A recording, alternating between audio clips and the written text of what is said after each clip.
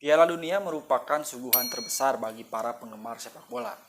Akan tetapi, Piala Dunia kali ini tidak hanya menyuguhkan permainan sepak bola.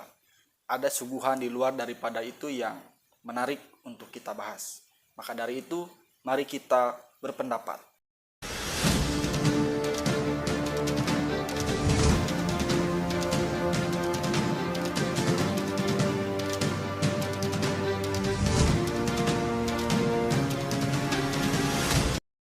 Piala Dunia 2022 kali ini itu digelar di Qatar. Yang kita ketahui bahwa Qatar itu merupakan negara yang berada di kawasan Timur Tengah dengan situasi ketatanegaraan yang begitu kompleks dan tidak stabil. Artinya kawasan tersebut tidak hanya Qatar memang rawan adanya konflik-konflik eksternal yang kapanpun bisa terjadi.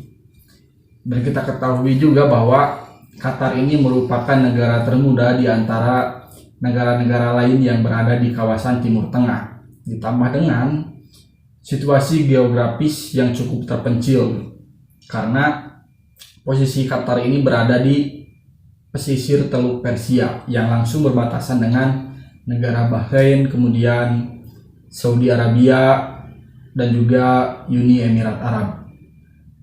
Di luar daripada itu, secara geopolitik juga, Qatar ini merupakan negara yang rentan dengan blokade konflik wilayah. Karena tadi posisinya yang berada di teluk pesisir Persia itu, ketika akses pesisir atau teluk Persia itu diblokade, maka arus logistik menuju ke Qatar itu akan mati total. Akan tetapi di luar daripada itu, dengan posisinya yang secara geopolitik terhimpit dan juga secara geografis terpencil, Qatar ingin membuktikan bahwa mereka itu mampu untuk melaksanakan perhelatan besar, yaitu sebuah Piala Dunia antar negara dari cabang sepak bola. Nah, ketika Qatar resmi menjadi tuan rumah Piala Dunia, maka negara tersebut langsung mempercepat proses pembangunan yang meliputi 7 stadion, kemudian membangun bandara, akses jalan, hotel, bahkan langsung juga membangun sebuah kota baru. Akan tetapi, proses pembangunan itu ternyata tidak berjalan dengan atau tanpa korban jiwa. Ini yang menjadi hal yang pilu ketika proses pembangunan stadion dan juga infrastruktur megah lainnya menyisakan beberapa hal-hal yang pilu, termasuk korban jiwa di dalamnya. Ketua Piala Dunia Qatar, Hassan Al-Thawadi, itu mengungkapkan bahwa ada sekitar 400 sampai 500 korban jiwa yang berasal dari India, Pakistan, Nepal, Sri Lanka, dan juga Bangladesh.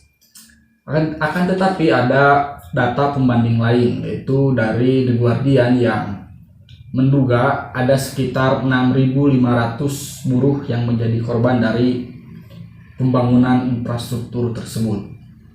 Kemudian kasus itu langsung digoreng oleh negara-negara besar lainnya bahwa itu termasuk ke dalam dugaan pelanggaran HAM yang berat. Nah, dari sini saja kita sudah bisa melihat bahwa dalam perhelatan Piala Dunia 2022 ini tidak hanya menyuguhkan atau menyajikan perhelatan sepak bola yang megah, akan tetapi selalu ada bumbu-bumbu di luar sepak bola yang juga turut masuk ke dalam lapangan. Terutama yang sempat viral juga, yaitu persoalan LGBT. Ketika pada laga Portugal melawan Uruguay dalam penyisihan grup H, tiba-tiba wasit menghentikan permainan ketika memasuki waktu ke-51 menit. Hal tersebut ditengarai karena ada seorang laki-laki yang masuk ke dalam lapangan yang berkaul menggunakan baju berlogo Superman, itu mengibarkan bendera pelangi yang kita ketahui bahwa itu merupakan simbol daripada LGBT. Pria tersebut bernama Mario Ferrari yang berasal dari Italia.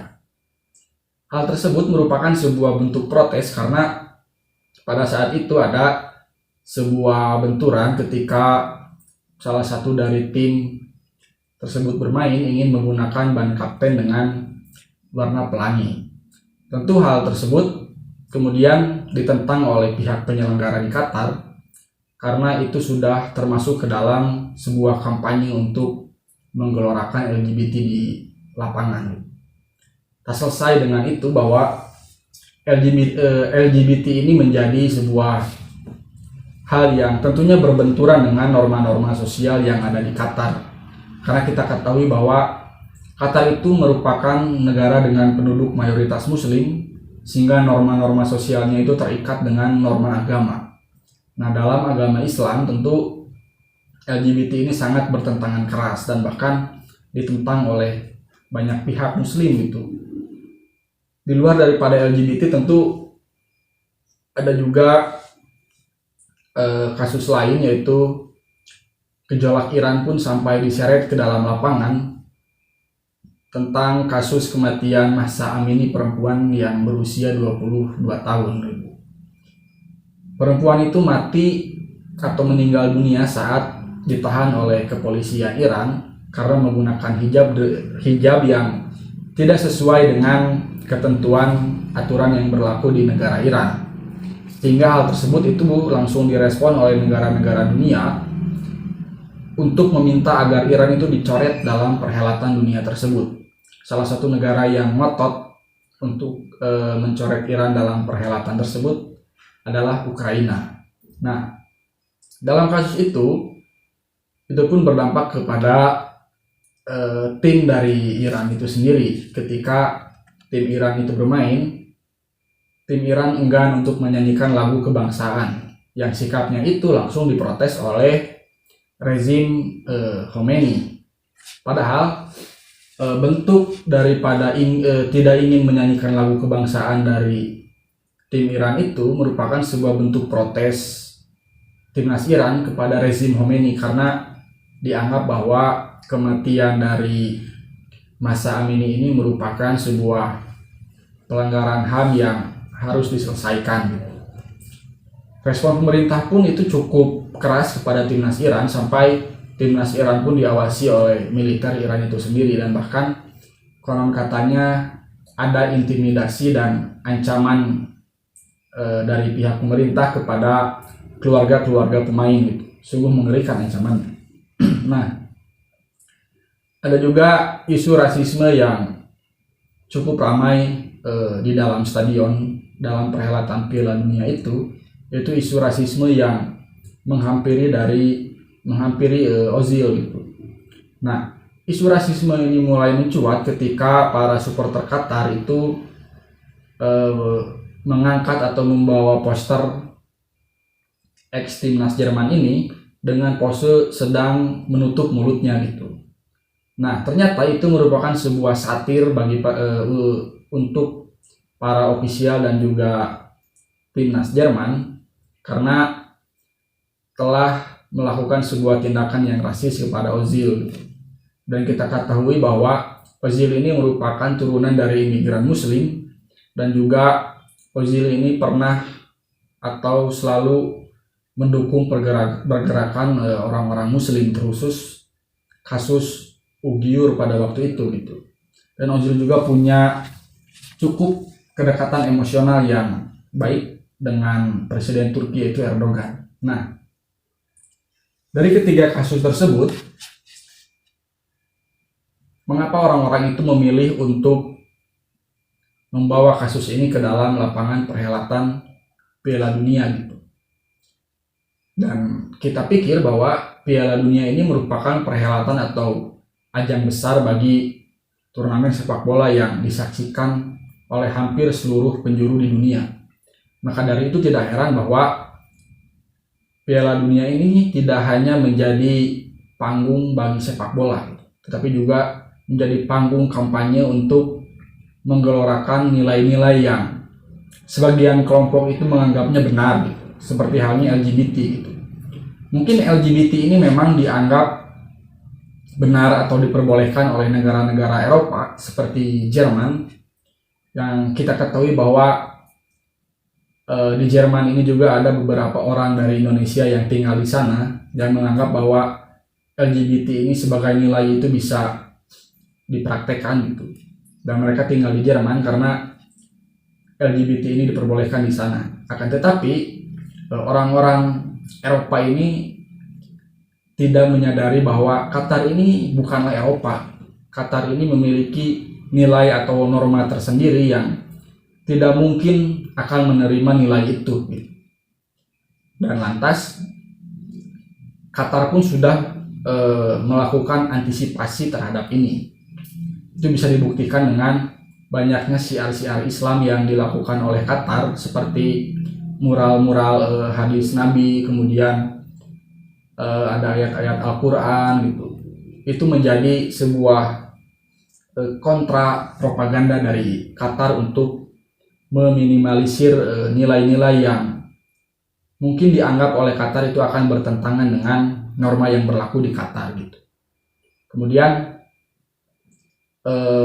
mengenai rasisme itu ternyata peradaban masyarakat Eropa itu tidak setinggi yang kita bayangkan itu, karena saya anggap bahwa rasisme ini merupakan pengolok-olokan yang sangat kuno sekali gitu. Dan masih ada saja orang yang berpikiran bahwa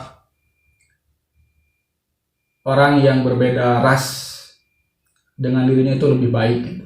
Karena rasisme ini kan dasarnya biologis gitu. Perlu sebuah kontra kampanye bagi Qatar untuk menetralisir nilai-nilai yang tadi gitu.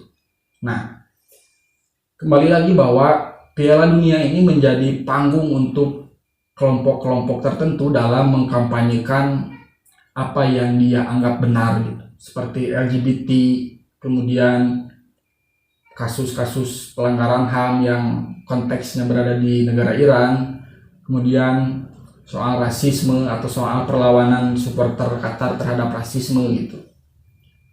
Itu menjadi panggung yang saya pikir rasional, karena masa yang dijangkau oleh Piala Dunia ini hampir menuju ke seluruh penjuru di dunia. Maka tidak heran ketika ada isu-isu internasional yang coba digaungkan di arena Piala Dunia ini. Nah, mungkin itu yang bisa kita sampaikan mengenai mengapa dalam arena Piala Dunia ini itu banyak kelompok-kelompok tertentu yang mengkampanyekan kasus-kasus yang tentu kontroversi seperti LGBT. Karena Piala Dunia ini merupakan panggung yang rasional untuk mengkampanyekan sebuah nilai. Karena jangkauan masanya tadi itu hampir bisa kita akses oleh seluruh masyarakat dunia. Sampai bertemu di konten-konten berikutnya dan tetap dukung channel ini. Terima kasih.